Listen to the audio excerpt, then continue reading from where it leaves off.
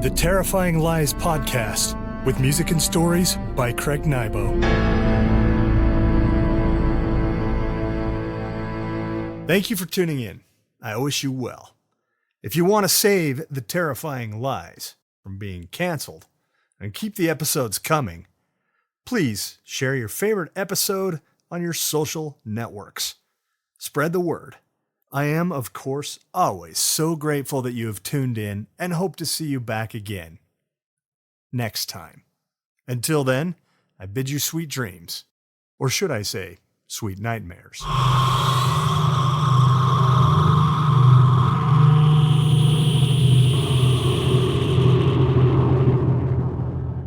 Warning, this is part 9 in a 10-part story. If you start now, you might become confused. I encourage you to go back to part 1 in the podcast and start from the beginning. The story so far, with their alien race, the ice beetles, on the edge of defeat by their mortal enemies, the voles, a small group of elite fighters heads into space in search of allies. Since leaving their planet, Hull, they have fought a fury of stowaway voles, gone up against a group of space pirates and stolen their ship, met an unlikely creature who is a genius, and decided their best bet at drawing the attention of potential allies is to become an interstellar rock band and play at the premier universe event, the Pan-Galactic Prom Show at the Collundrome, a mega venue owned by galactic promoter Slink Arrowheart. Packerhound has helped them to create and send a demo to the Collundrome for review. Now, they drift through space in their stolen spaceship, the Blood Drive, waiting for a reply. This story is entitled Poison Nickels Across the Universe, Part 9 of 10. I'll see you on the other side.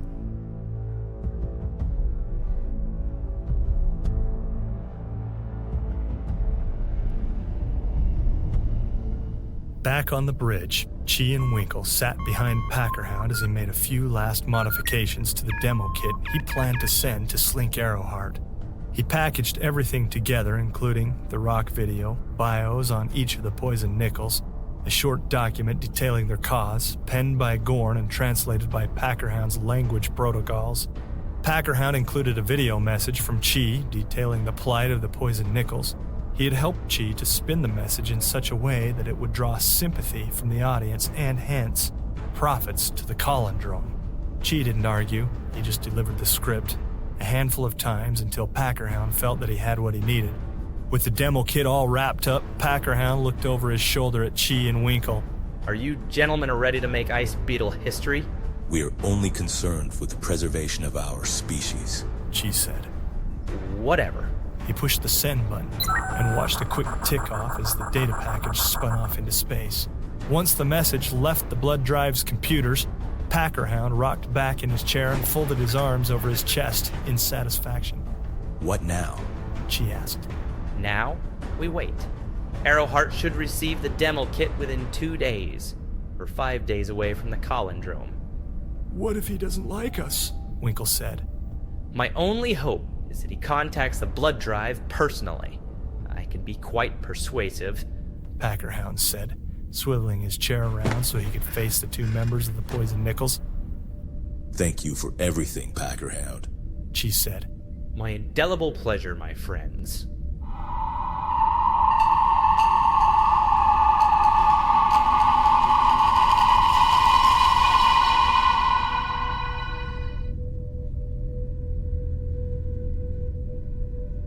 With the demo packet off, the Poison Nickels spent most of their time practicing their instruments. Day by day, hour by hour, they became more proficient in the musical technology Stig had provided, performing the songs Gorn had crafted. It came down to time that the Poison Nickels families back on Hull did not have.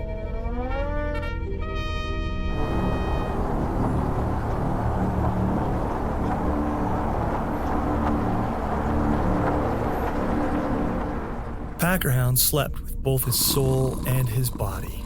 He slept like he hadn't slept for a long time.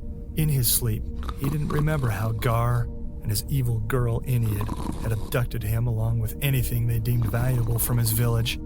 He didn't think about the slave reprogramming station on planet Char where Gar had shuttled so many of Packerhound's friends. He only slept. A light smile dressed his face as he passed away long minute after long minute in rare, dreamless slumber. An alarm woke him after nearly 30 minutes of chirping. He sat up quickly, poker straight, looking up at the serrated pattern in the ceiling of his quarters where the alarm speaker peered down at him. He pushed off his bunk and moved to an intercom mounted in the wall. He cleared his throat and cracked his knuckles. He depressed a little square button and spoke into the box. Chi, we have an incoming communication. When he let up the button through the intercom speaker, he heard Chi playing the last refrain of one of Gorn's songs on his channel arch, another of Stig's instruments. Packerhound had visited the Poison Nickels rehearsals many times. He learned to appreciate their strange music, although he didn't understand it. He hadn't voiced his opinion on the matter, but he feared that it might be difficult for the Nickels to win over an audience with the odd percussive and shrill notes that made up Gorn's songs. He hoped that, with some production input, he might be able to round out their sound and help them become more palatable to a larger audience. I'll call all hands to the bridge, Chi said. Tavi, Packerhound said into the intercom. He left his quarters and cut his way through the ship toward the bridge. Packerhound waited several minutes for the rest of the Poison Nickels to assemble. He paced back and forth, not looking them in the eye as they made their way, one by one, into the room. He could feel the blood pulsing at his temples. The Poison Nickels had poured everything into this endeavor, into a distant hope that they might somehow get a gig at the Pan-Galactic Prom Show. Packerhound worried that he might have given them too much hope for something that they stood little chance of obtaining. Gorn arrived on the bridge last, her eyes thoughtful as she made her way to a chair Packerhound had adapted for ice beetle anatomy. She sat down. Everyone waited for Packerhound to say something, their eyes expectantly on him. while I waited for you to assemble, Packerhound said, I took the liberty of checking the identification signature of the incoming communication. The message came from the Collundrome. It is in fact signed with the official digital signature of none other than Slink Arrowheart. Everybody looked at one another, new anticipation crackling in the room. Packerhound raised one of his blue hands and looked at the floor. He stood that way until the ice beetles calmed down. I feel compelled to remind you that although we have done everything we can to craft an effective demo package, chances of the Poison Nickels opening at the Pan-Galactic Prom Show are stratospheric dismal. I've seen miracles in my day. Chi said, standing from his augmented chair. I've seen warriors stand against impossible odds and come out triumphant. I've seen brothers in arms wade through indiscernible horrors and emerge unharmed, neither physically nor psychologically. Nasher raised a rake and spoke up. But let us not forget that we have also seen defeat at the claws of the Vols. Chi fixed Nasher with a staunch gaze. Should Arrowheart refuse our request, I will not consider it a defeat. I'll consider it nothing more than a setback. Can we dispense with the rhetoric and view the communication? Winkle said, rocking back and forth in his augmented chair, his body bursting with anticipation. Before either Nasher nor Chi could open their pincers to say another word, Packerhound pushed a button on his console and the big screen blinked to life. The official seal of the Collundrome filled the monitor, a glom of musical instruments and notation from distant worlds ingeniously crafted together into an intricate logo. A booming voice came over the bridge speakers. This is a secured communication from the office of Slink Arrowheart, proprietor of the Collundrome Intergalactic Entertainment venue. Any information in this communication is considered confidential. Duplication and rebroadcasting of any of the said information is punishable by order of the Red Star Integrated Order Consortium, a Star-class private directive enforcement agency to which Mr. Arrowheart and all of his holdings subscribe. Blah, blah, blah, blah, blah, blah. Packerhound said as he tried to bypass the disclaimer message by typing in a few circumventing codes. Nothing worked. Packerhound had to admit Arrowheart must employ the very best encryption protocols. In the end, Packerhound gave up, sat back and let the disclaimer run its course.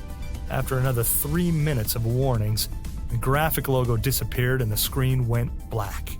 Chi looked over at Packerhound, his eye bones arched in confusion. Packerhound raised a finger indicating for Chi to hang on. The message would soon follow. With such a long disclaimer, it made sense that the system had to load another digital package. Just as Chi opened his mouth to say something, a face appeared on the big screen. A three-eyed alien creature, slithery leather, glistening and dressed with baubles and ornaments. Pounds of exotic metal necklaces hung around his neck. All of the Poison Nickels recognized Slink Arrowheart from the newsreel they'd watched earlier, only this time, Slink was talking directly to them. Greetings to Packerhound of the Blood Drive. I dropped this communication into the interstellar wave to let you know that your demo package for the Nickels did in fact reach my desk. I'm not sure how you got past my security screening protocols. You must be a genius. I'd have thrown out such an invasive brute force attack of my security, but I gotta hand it to you. You got stones, my brother from another mother. I don't know who you're working for, but with protocol-breaking chops like yours, maybe you could come work for me. Packerhound smiled. He couldn't help it. Anyway, Packy, I took the time to watch your digital demo package. And I gotta say, your boys, the Poison Nickels, seem a little rough around the edges. Seems like you might have lifted that Dave Clark 5-joint outright and remixed it yourself. And I'm not sure the Nickels had anything to do with it. Poison Nickels looked at each other, crestfallen. But, that being said, most rock and roll outfits these days are flying on someone else's fuel. Even though the fans don't know it, what they buy isn't necessarily what they think they're paying for. So, remix or not, faked or not, I like the Nickels angle. Angle? Chi said, looking crossly at Packerhound. The whole war-tattered planet underdog thing plays well as an opening act, and I think I'm gonna give your boys a shot. If they're sitting right there with you, Packy, I want to be the first to say, congratulations, guys. And don't ever say I didn't do anything for the downtrodden and weary. Apparently, Slink thought his last sentence was some kind of joke, because he spent a good 15 seconds laughing out loud and slapping himself with more than a few of his tentacles. Anyway, you boys better get here on the double. I'm giving you a 45-minute set just before the Funk Toast band hits the stage. Whether you pipe in that Dave Clark 5 sound or employ your own sound, it makes no difference to me. Just make sure you thicken up the bedraggled planet bit. Make him cry and we'll all make money. Do I make myself clear? Happy flight, and I'll see you in a few days. Slink Arrowheart, out. Arrowheart's mug blinked off, and the Collundrome logo flashed back up on the screen. The deep, husky voice began reading another litany of disclaimers. Packerhound turned down the sound. He stood up and faced the Poison Nickels. Chi and the others sat like bones on the bridge, their eyes on the enormous logo, not a word passing between them. Well, you got the gig, Packerhound said. Don't you want to celebrate? I don't think he understands our cause. Chi said. I fear this might go very wrong. Packerhound crossed the floor to where he could stand directly in the middle of the Poison Nickels. Look, guys, you've chosen to enter the entertainment industry, and I hate to break it to you, but the business is full of stabs, and Slink Arrowheart is one of the most shifty players in the pit. Can we trust him? She asked. No, you can't trust him. You can't trust anyone. Not a producer, not an A&R person, nobody. They're all looking out for number one, if you know what I mean. The only ones you can trust are you. Packerhound looked at the ground. He looked at his hands. Something came over him, changing his mood, quieting him a bit. He looked back up at Chi. And there's me. You can always trust me. What if they twist our message? Gorn said. I don't want them to misunderstand the meaning behind my songs. Packerhound smiled at Gorn, who had become more and more endearing to him as he'd gotten to know her. They'll only twist your words if it's in their best interest. And you heard the man. Packerhound gestured toward the big screen. The logo, probably with the disclaimer being rattled off in the background, remained on screen. He loves your angle. It's not an angle. It's the truth. Nasher said, pounding a rake on a metal table in front of him.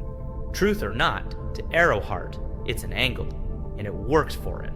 My best advice, ride the wave. Get up there at the Collundrome and tear their hearts out. Become famous. Draw in the emotional investiture of alien races across the universe and bring them to your world with new technology to blow the Vols to the fates right off from home. Everyone sat still, considering Packerhound's words. Chi stood from his augmented chair and took on his full height. Packerhound is right. We must wade through the swamp to get to the fertile soil. The Poison Nickels will debut their sound and their message at the Pangalactic Prom Show in 3 days, whether or not it falls in line with Mr. Arrowheart's agenda. Good show, Packerhound said, patting Chi on the shell so hard that it emitted a hollow thunking sound. Now back to your quarters for private practice. We'll assemble as an ensemble every 12 hours to rehearse the show. We are not going to fake our sound. No matter how the audience feels about our music, one thing will be assured. We will play with integrity, said Chi. The rest of the Poison Nickels nodded, almost in unison as they listened to their commander. To your instruments, Chi said. Packerhound's smile broadened as he watched the Poison Nickels leave the bridge. For the first time since Gar had forced him into slavery, he had found a purpose, but he knew in the back of his mind that the prom show audience was discerning. When they decided not to like an act, things could get brutal. Not to mention this year's prom show had somehow drawn the attention of Nolar Jax, the most notorious pirate in the known universe. For all their hearts and combat experience, the Ice Beetles were naive in many ways. Packerhound would have to act as their guardian.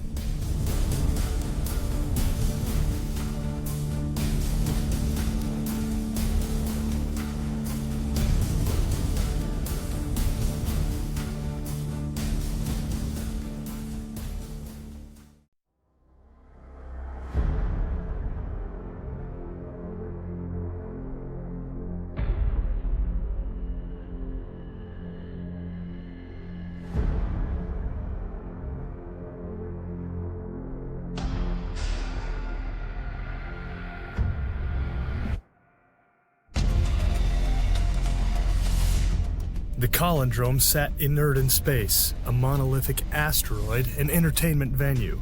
As the blood drive approached, all was dark, but Slink Arrowheart had brought in a team of engineers to outfit the asteroid with millions of credits worth of bling.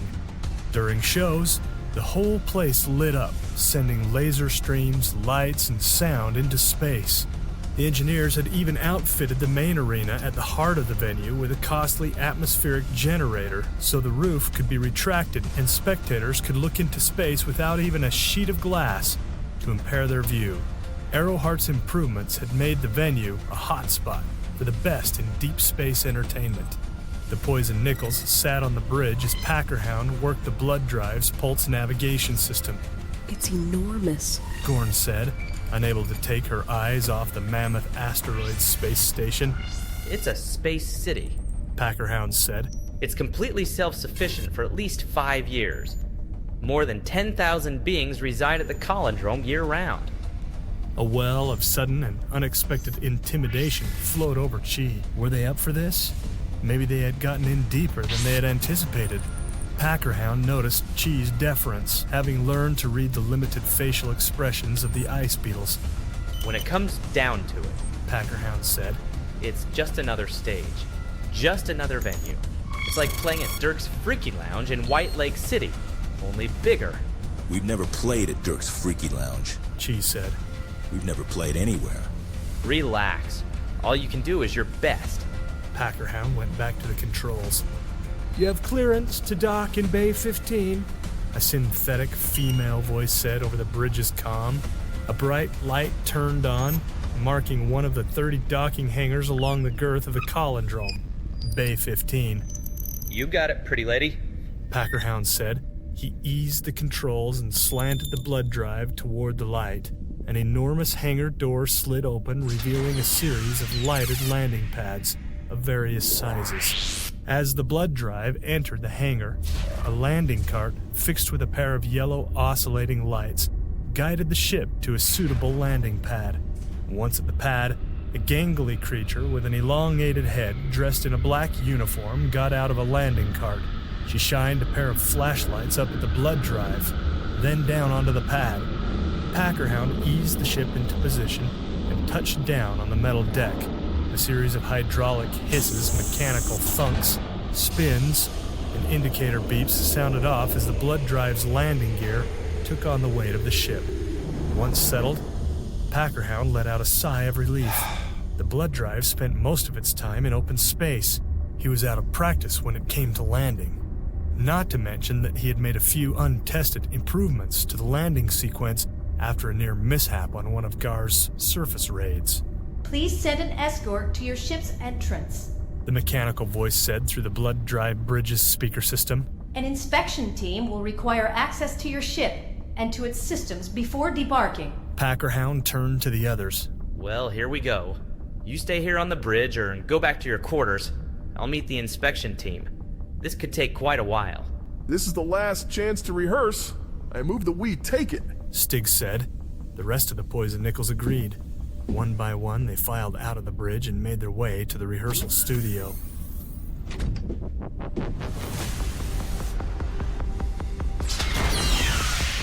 Packerhound met a quintet of black uniformed creatures, each from a different planet, the blood drive's entrance ramp. He smiled and raised one of his blue hands in salutation. The creatures looked him up and down, glancing at his hand but otherwise ignoring Packerhound's play at hospitality. One of the creatures, a runt, furry being with black beads for eyes, pushed a button on a small speaker he wore around his neck. As the being spoke, in a rasp of slicks and slurps, too complicated for most language protocols, the device translated. We require admittance to your ship. Our directives require bio and system scans for possible contagions. Look, little guy, I resent that. I lead this inspection team due to my prowess in combat. Hey, I didn't mean any offense. What do I call you? Packerhound said, extending a hand. Names are of no consequence. We require admittance to your vessel. Be my guest, Packerhound said, indicating the entrance with a long gesture. The runt, furry creature led the other members of his team, each saddled with various inspection devices, scanners, thumpers, analytical hardware strapped to their backs, up the ramp and onto the blood drive. As the Collundrome inspection team made their way from deck to deck and room to room, flicking on their devices, panning their scanning fields against walls, over cargo, over beds and personal items, Packerhound made his way back to the rehearsal deck. The Poison Nickels finished up one of Gorn's songs as Packerhound entered the room. He found a place to sit. As they started another song, Packerhound cocked his head to the side. Uniqueness? That could definitely be said for the Poison Nickels' sound. Different alien races employed various biological methods to hear. Some, like humans, possessed tissue drums and microspicules to translate sound waves into memory. Others felt more than heard, taking in beats and vibrations with nervous sensors on the skin. Others couldn't hear at all. Hundreds of differences in senses of hearing caused new diversity when it came to music and its interpretation. Music from one race was nothing but grunted out noise to another, so Packerhound couldn't judge the Poison Nickels' sound. To him it made little sense. Stig's instruments issued a series of percussive pounces and chimes, along with atonal riffs and ungrounded lyrics. Packerhound could only hope that the crowd at the prom show would interpret the music of the Poison Nickels well. As the band wrapped up another of Gorn's songs, Packerhound applauded. Say, that's sounding great. I'm sure you're gonna knock him dead. The ship inspection went on for another 2 hours. The Poison Nickels used the time to work through the 45-minute set they intended to play at the prom show. This would be their last rehearsal before they hit the stage. They couldn't afford even the most minuscule error to creep into the mix.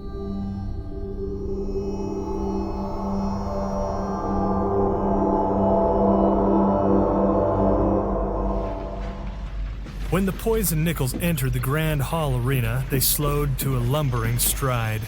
their expanded eyes taking in the enormity of the gigantic chamber. The sound of every step reverberated across the room as their hind rakes clicked on the titanium floor. They looked up into the rigging where beings from a dozen races worked, hanging the lighting, special effects, and a few other surprises for the show. Never had they seen a cavern so voluminous. They made their way to the stage, a gargantuan structure in and of itself, fixed at the front end of the arena. Roadies hung a jumbo electronic backdrop with lighted letters that read Funk Toast. Is the Funk Toast band here yet? Chi asked. That's their setup on stage, Packerhound said, pointing at Funk Toast's instruments. You'll set up your instruments in front of them. Roadies will clear your gear after your set, before they go on. You get the stage for the next few hours for sound check. The Poison Nickels got to work. As the Ice Beetles set up their gear, a half-dozen scant beings, pale and nearly fleshless, came from the control booth to hook up microphones, to patch electricity, and to see to a score of other technical issues. Once everything on stage was in place, one of the grips fixed the Poison Nickels with specially made in-ear monitors.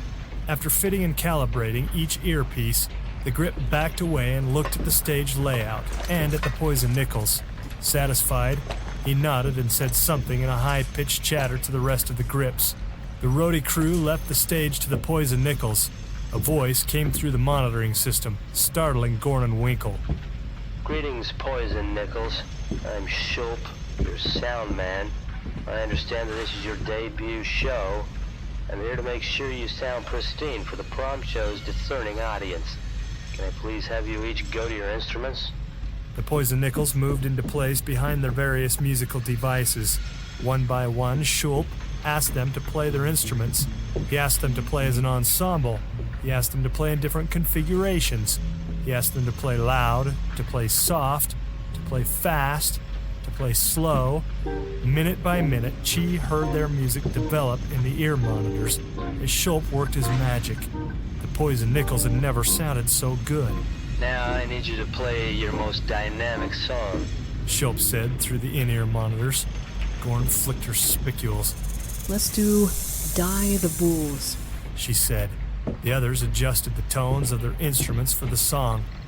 Let me hear it, Shulp said.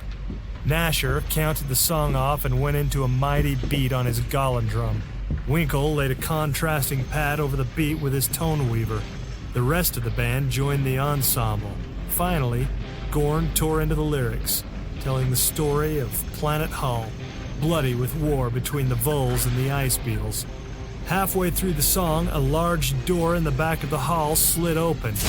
Backlight from the foyer silhouetted an alien being. It glided into the grand hall arena across the floor as if floating, its tentacles propelling it forward. When the being moved into the light, the Poison Nickels recognized him as Slink Arrowheart. Chi raised a rake to stop the band. As the music staggered off, he caught a glimpse of an expression on Arrowheart's face that he didn't like. A wince. Had they offended the Slorak's ears with their music? The off-putting expression left Arrowheart's face as quickly as it had come on. Arrowheart glided across the floor, applauding with two pairs of tentacles as he looked over the Poison Nickels. Chi and the others waited in silence as the Slorak made his way to the skirt of the stage. Slink glanced at each member of the band, exploring them with his trio of eyes. So you're the Poison Nickels. That is correct, sir, Chi said. Well, you have one astroblast of a story. It almost doesn't matter what your music sounds like. Nasher and Stig glanced at one another, both wearing "what is he supposed to mean by that" expressions. Arrowheart turned to Packerhound. Are you there, genius producer? Packerhound looked at his feet, then up at Arrowheart. Name's Packerhound. That was one shooting star of a demo you put together. Think you can lay that same underdog, war-tattered planet thing on our audience tomorrow night? I've uploaded video stems and show notes to your tech crew's system. Arrowheart smiled and weaved his tentacles together into a sort of a rope pattern in front of him. Excellent. Then none of this should matter at all. He pointed toward Stig's channel arch. Just make him weep, Packy. Make him weep and we'll all go home with a paycheck. Arrowheart turned and looked up into the rigging where his tech crew continued prepping the theater. It's gonna be a dilly. Slink said, almost to himself. I'm telling you, this year is gonna be a dilly. He turned back to the Poison Nichols and smiled with both of his mouths. Just wanted to get out here and meet the soon-to-be famous Poison Nichols. It's an honor for you to debut on my stage. Truly. It's an honor you couldn't have expected anywhere else. Thank you, Mr. Arrowheart, she said. Not a problem. Slink raised a tentacle in a dispelling gesture. Well, as they say in the business, break a leg. The Poison Nichols looked at each other, confused. It means perform at your best, Packerhound said. The Poison Nichols relaxed. Fellas, this is where I leave you to your artistic muses. Next time I see you, it'll be showtime. He waved with two of his tentacles, turned and sloughed away. As Slink Arrowheart left the Grand Hall arena, he shouted a few orders to the riggers, telling them to hang this or to watch that or to make sure the whatever was online. Then he was gone.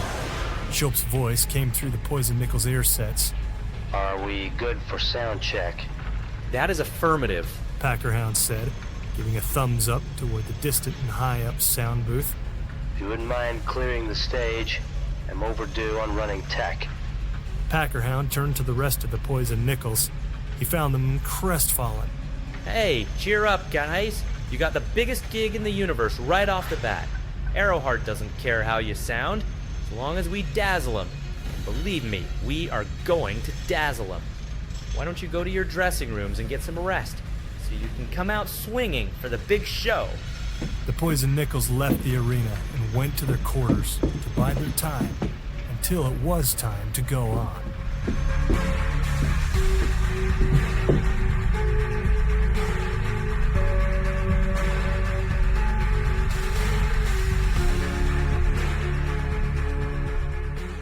Thank you for tuning in. I wish you well.